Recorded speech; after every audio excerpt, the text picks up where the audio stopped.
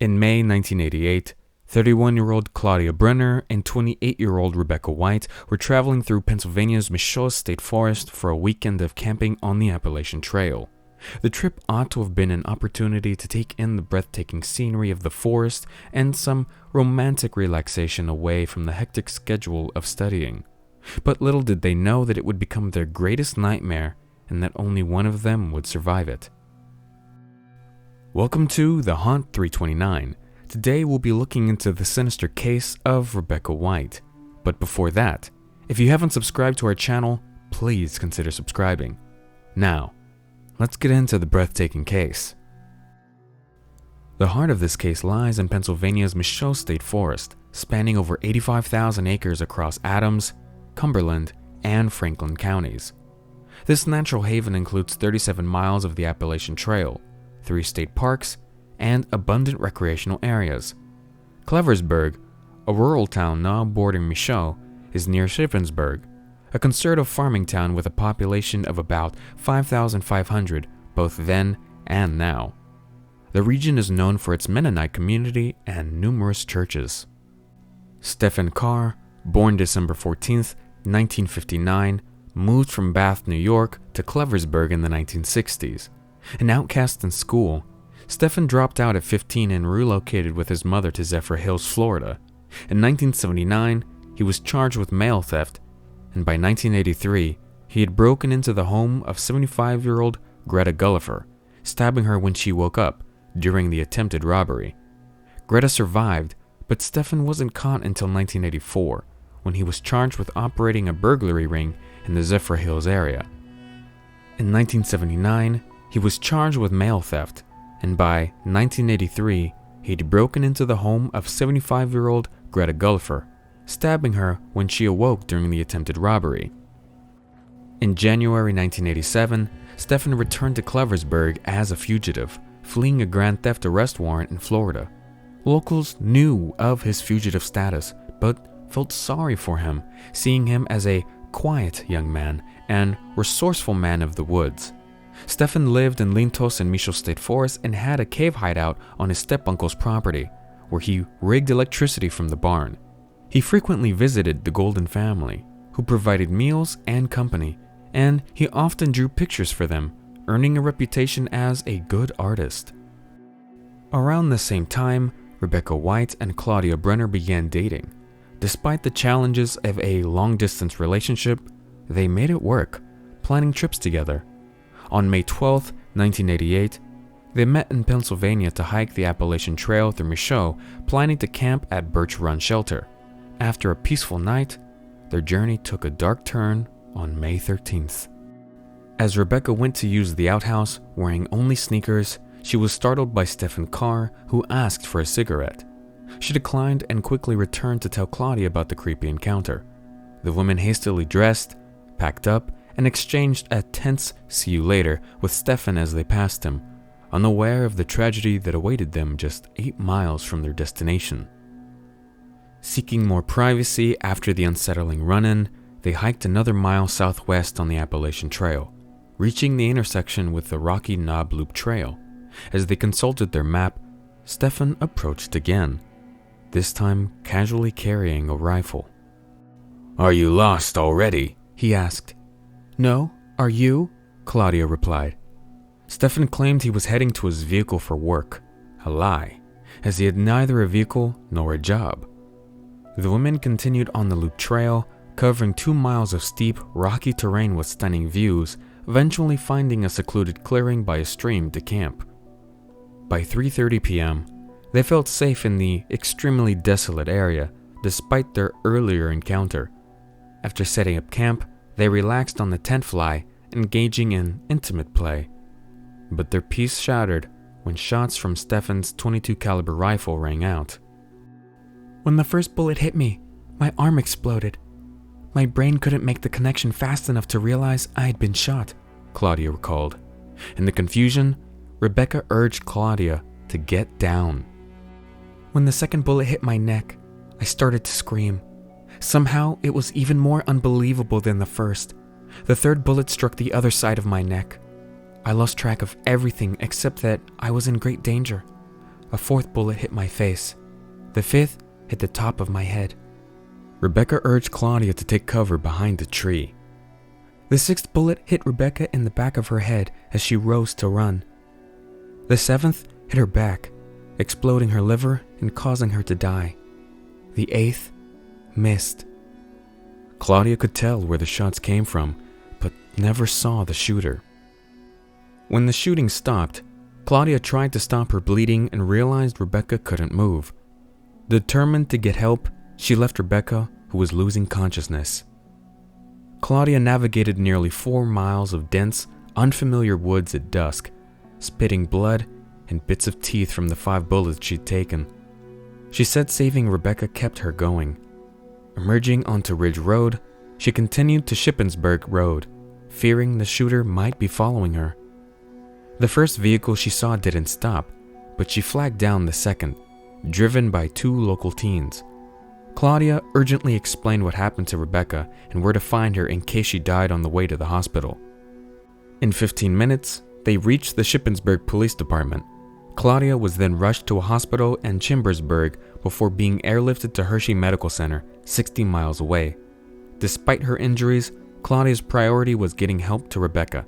She was careful with what she revealed, fearing the stigma surrounding their relationship in 1988. She also wanted to protect Rebecca, who wasn't out to her parents. Pennsylvania State Police swiftly descended on Michaud, finding Rebecca's body at 11:40 p.m. They secured the scene until daylight to remove her and search for evidence. An autopsy confirmed Rebecca died quickly from 2 bullet wounds to her head and back. Police recovered evidence 82 feet from the campsite: a blue knit cap, 25 rounds of live ammunition, 8 spent .22 caliber shell casings, 2 cigarette lighters, sunglasses, and a black-handled folding knife. Claudia's description of the man she saw on the trail was publicized: a 6-foot-tall white man wearing gray sweatpants with maroon stripes down each leg. On May 14th, as police processed the crime scene in Michaud and surgeons tended to Claudia and Hershey, Stephen Carr visited the Golden family. Alice Golden noticed he was upset, with tears in his eyes, claiming someone stole his gun and that he did something wrong. Unaware of the shooting, Alice saw Stephen leave to hide out in a cave at his stepuncle's property. Over the next few days, police released more details to the public and offered a $1,000 reward while being flooded with tips from locals. By May 18th, after doing more legal research, Claudia Brenner felt safe enough to reveal the full truth about her relationship with Rebecca Wight, confirming detectives' suspicions and allowing them to focus on the right suspect. Meanwhile, Stephen fled his cave after heavy rain flooded it. He traveled north on foot, eventually reaching the Connedaguanet Creek. Using a large metal mixing tub, he floated down the creek to the dairy farm of Mennonites Chester and Esther Weaver, about 20 miles from the crime scene. Introducing himself as Mike Smith, Stephen told the Weavers he was hiking when bad weather hit. The Weavers, though wary, allowed him to work at the farm in exchange for room and board. On May 20th, Claudia worked with a sketch artist, and Alex Golden identified Stephen Carr from the sketch. Police then matched shell casings from her backyard to those found at the crime scene, and white hairs from the crime scene cap matched the Golden's cat. The Weavers, unaware of the fugitive's true identity, brought Stephen to their church on Sunday, May 22nd. His presence led the pastor and a neighbor to tip off the police. That same day, Rebecca Wight's family held a memorial service in Blacksburg, Virginia, while Claudia remained in the hospital. Early on May 24th, police named Stephen Carr as their suspect and revealed his location. Locals either fled or prepared to defend their homes, but the threat soon ended. Stephen was arrested without incident later that morning at the Weavers' dairy farm, surrounded by dozens of officers, canines, and a helicopter as he stepped out of a farm truck. Stephen Carr was arrested on his Florida fugitive warrant and quickly admitted to officers that he had been living in the mountains near the shooting site, carrying a .22 caliber rifle. He claimed the gun was stolen the morning of May 13th while he slept on the trail. When officers revealed they had found his missing items at the crime scene, Stephen began to cry, saying, "Why does this happen to me?" The officers then dropped another bombshell. One of the women survived and could identify him. Stephen broke down again, saying, "If I tell you what really happened, you'll put me away for a long time. I should have run." Stephen eventually confessed, but tried to claim the shooting was accidental, saying he mistook the women for a deer until he heard them scream. After the interrogation, he led officers to where he buried the murder weapon near Shippensburg Road. On May 25th, as Claudia Brenner prepared to leave the hospital, Stephen Carr was charged in Pennsylvania with first-degree murder, third-degree murder, attempted murder, and aggravated assault. Since the shooting took place in Adams County, he was held there without bail, facing a possible death penalty. The police credited local residents for their tips and cooperation, which led to the arrest. Stephen Carr, now dubbed the Mountain Man Killer, was described in the press as a loner and homeless drifter. Adams County struggled to find him an attorney, eventually appointing public defender Michael George to his first capital case. George received hate mail for taking the case, with some calling him sleazy. At a preliminary hearing on June 23, 1988, Claudia Brenner gave powerful testimony, positively identifying Stephen Carr as the man she saw on the trail. Stephen did not testify and barely looked up during the proceedings. His attorney tried to argue that the ballistics and autopsy evidence should be thrown out as hearsay, since the experts who wrote the reports didn't testify, but the judge rejected these motions. On July 26th, Stephen stood mute at his arraignment, leading to a not guilty plea being entered on his behalf. His competency hearing was postponed, and his attorney, Michael George, unsuccessfully petitioned for a different psychiatrist. Michael George hinted at a controversial defense strategy, aiming to shift the jury's focus to the victim's sexual orientation rather than the murder itself, knowing the local jury pool was mostly white, rural, and Christian. However, just before the trial on October 31st, 1988, Stephen Carr pleaded guilty to first-degree murder in exchange for the other charges and the death penalty being dropped. Claudia Brenner made her first public statement, calling it a hate crime. Despite this, Michael George vowed to appeal, claiming Stephen was abused as a child and ridiculed at school, though the judge had already ruled this evidence irrelevant.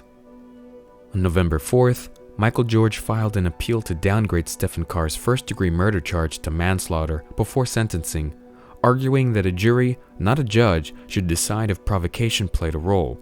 He claimed Stephen was provoked by his history of rejection, abuse, and the actions of two women on the mountain. However, the judge ruled that Claudia and Rebecca's actions were lawful and didn't justify Stephen's response. The defense's argument that Stephen wasn't properly Mirandized was also dismissed, as the questioning naturally transitioned from the fugitive warrant to the shooting, and Stephen knew he would be questioned about it. On April 3rd, the appeal was denied, and the sentencing phase began.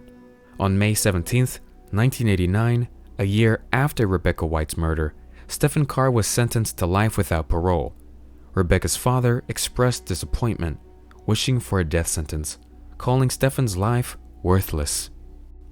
Stephen appealed again a month later, but it was denied on September 27, 1990. The Mountain Man Killer remains in Pennsylvania State Prison, now 63 years old. 5 Pennsylvania State police officers were honored for their work on the case, along with many others who contributed to the successful investigation.